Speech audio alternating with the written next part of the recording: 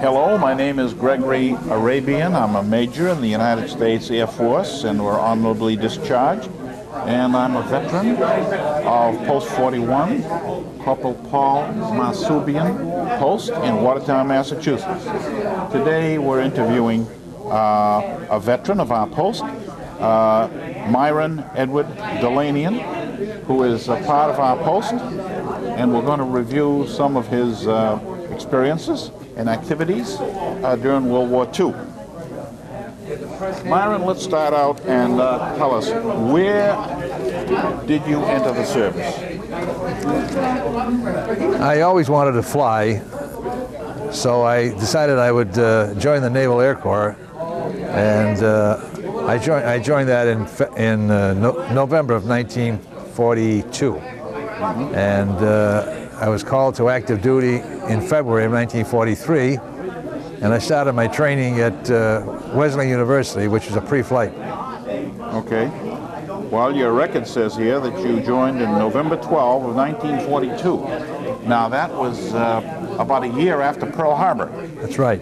Did Pearl Harbor do anything to induce you to enter the service? How did you feel about it? Well, when Pearl Harbor came, I was 17 years old, and I wanted to join the Naval Air Corps, and you had to be 18.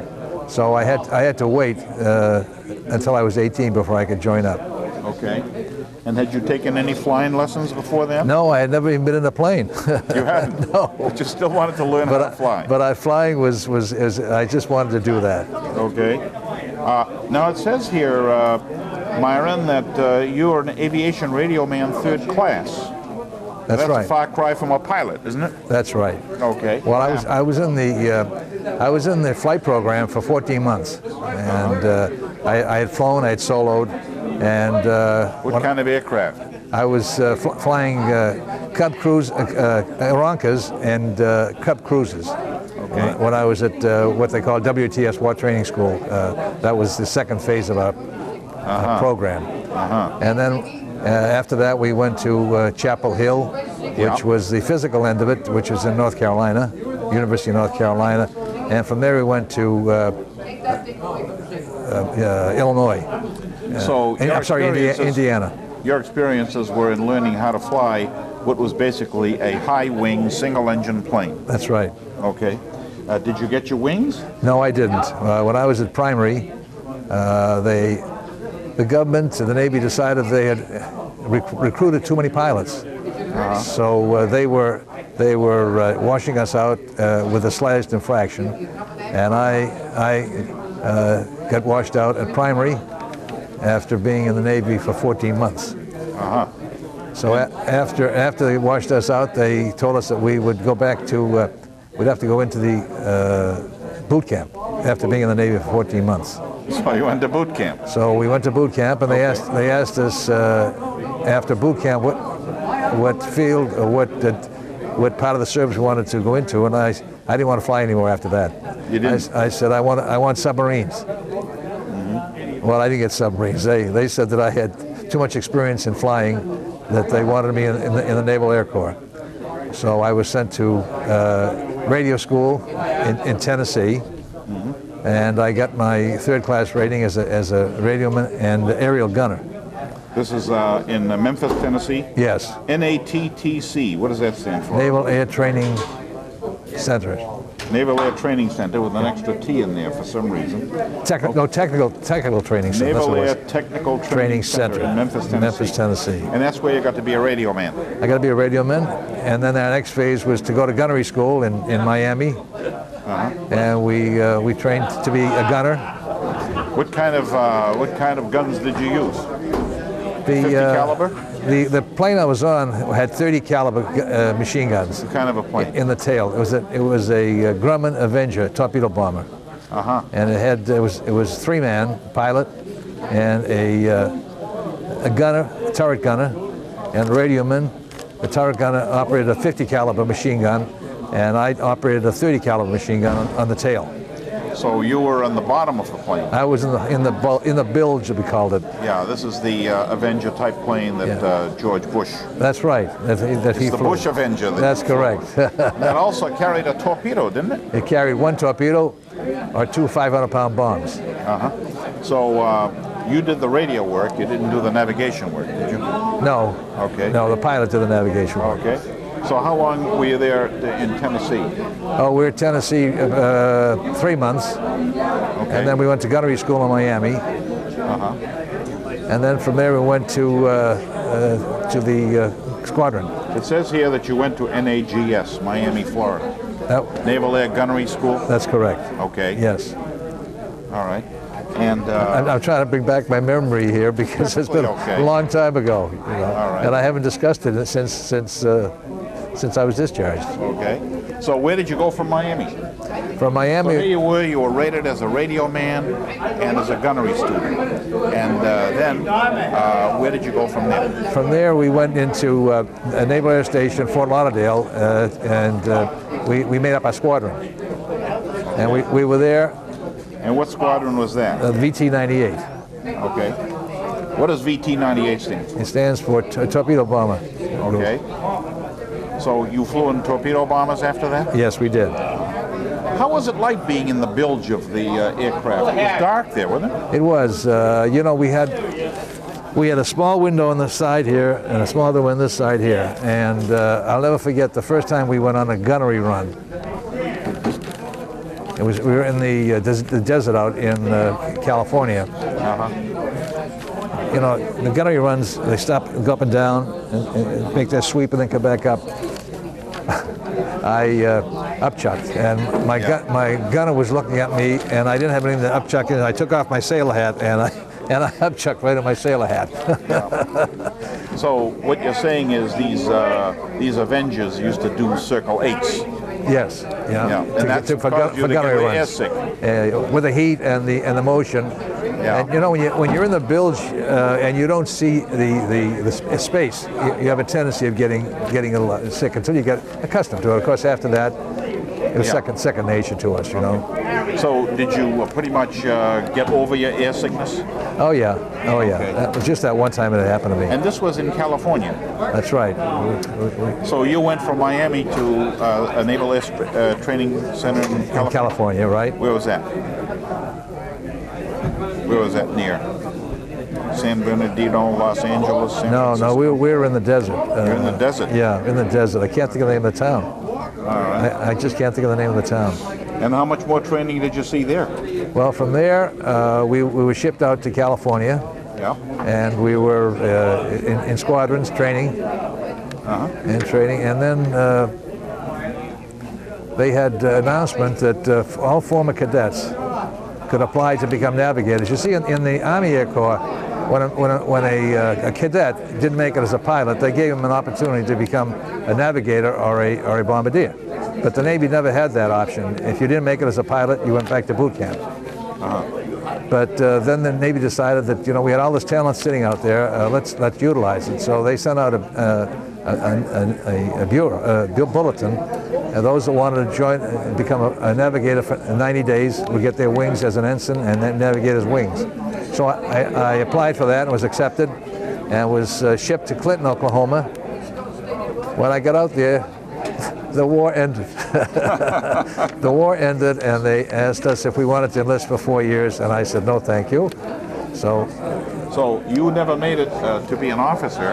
No. But you were trained as a radio man, a gunner, and a navigator. But by that time, the war ended. So you had a long training mission. So I never went overseas, as much as I wanted to. It just never happened. So you never saw any overseas duty? I did not, no. Okay. So were you married, single? No, I was single. I was young. Yeah, I was just young. Okay. And I was going to ask you, from what city did you enter the service? Where were you living at the time? I was living in Jamaica Plain, and the enlistment office was at North Station, the Naval Enlistment Office, and that's where they. How did you feel about the Navy? Did you feel they treated you right? Well, you know, when you want to be a pilot, and you are passed over. Obviously, you feel a little disappointed. I know how you feel. That happened to me too. But you did want to fly. And I did fly. Did you actually, what was the last aircraft that you flew? I flew the yellow, call them the Yellow Perils. They were Stearmans. Stearmans? Stearmans, Oh, they were bi-wing. That's a double wing plane. So you actually flew that? Oh yeah. And were you engaged in any maneuvers? Did you do any maneuvers? Oh yeah, we did spins. We did loops. You know, we did all those things. You did? Yeah. Oh yeah. Okay. And other than your training, how was your food and your supplies? How did you feel that you? Well, the reason I joined the Navy is that I didn't want to be in the mud. The food was in the Navy was very good by and large. Some bases was not as good as others, but some was very good. The experience. I was in the Navy for 3.5 years, and it's an experience that I would never want to go through again. But it's an experience that I would. I look back and You were glad that you were in. I was glad that I was in, and I always said that I think that every youngster should go in the service for at least a year or 2 years. Do you feel that way now? I do, absolutely. How do you feel about the volunteer service now? I think they should have a mandatory, compulsory military training for 1 year for these kids to get out of high school. They should. Before they go to college. How did you get along with the people in the service at the time? Very good. We always had a camaraderie because fellas in the Air Corps they're high spirited, you know, and you know we had our group and our squadrons. We always were together, so we had a great camaraderie. Now the Avenger was a single engine plane, wasn't it? It was. Was it very noisy? Yes. And it was a slow plane. You know, they called it the flying coffin because when the Avenger came in to drop his torpedoes, it came down towards the ship, and then it peeled off after it dropped the torpedoes, and it had a wingspan facing the ship, and it was just a perfect target for anti-aircraft. And now there was a lot of them shot down. Since you know how that's probably how Bush got shot down, right? You know, I don't remember. Now let me ask you this: what was the top speed and the stall speed of the Avenger? Any idea? How fast and how slow could it go? Oh, it was slow. It was slow. I'm trying to recall. Probably a couple hundred miles. You know. A couple hundred miles. Yeah. And when it landed, were you still in the bilge of the plane? Oh yeah. Yeah, you were strapped in. Yeah. I had your seatbelt on. So, how many people did the Avenger take?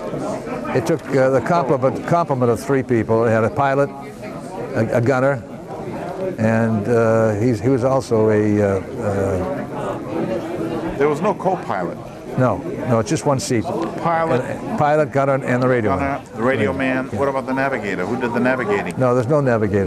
So the pilot did the navigating. Pilot did that. Okay. Well, you know, the range of an Avenger is not that far. You know, we used to fly off the coast of Florida. We'd go out probably 100 miles, 150 miles. Yeah. And then come back. But that's about the farthest. No more than 100. Yeah. Okay. Did you have any opportunity for social activity there in the Navy? Oh, we had a lot of. You know, when you're at the bases, you had liberty ashore, and we had a chance to visit with the various cities and meet girls and USOs and so forth. You had opportunities to visit the USO? Oh yes. How do you feel about the USO? Oh, I think it's great. I visited the USO in Hollywood, which was one of my targets, and I trying to think of the actress I met over there, but I can't think of her name. But I met 1 or 2 actresses, got their autographs, and it was an exciting moment. Very good. Anything else that you'd like to add to this interview? You had a nice life in the service, you think? I think the time I spent in the service was something that was rewarding. It was an experience that I felt was had made. I went in as a young boy, and I came out a man. And you were educated. and I was educated. Did you utilize the GI Bill when you came out of the service? I didn't. I gave it a lot of thought. I had an opportunity to go back to work with a company that I was working for, a food broker, before I came in the service. And they gave me an opportunity to become a salesman. And I had to give it an awful lot of thought because I was going to college nights before I went into service.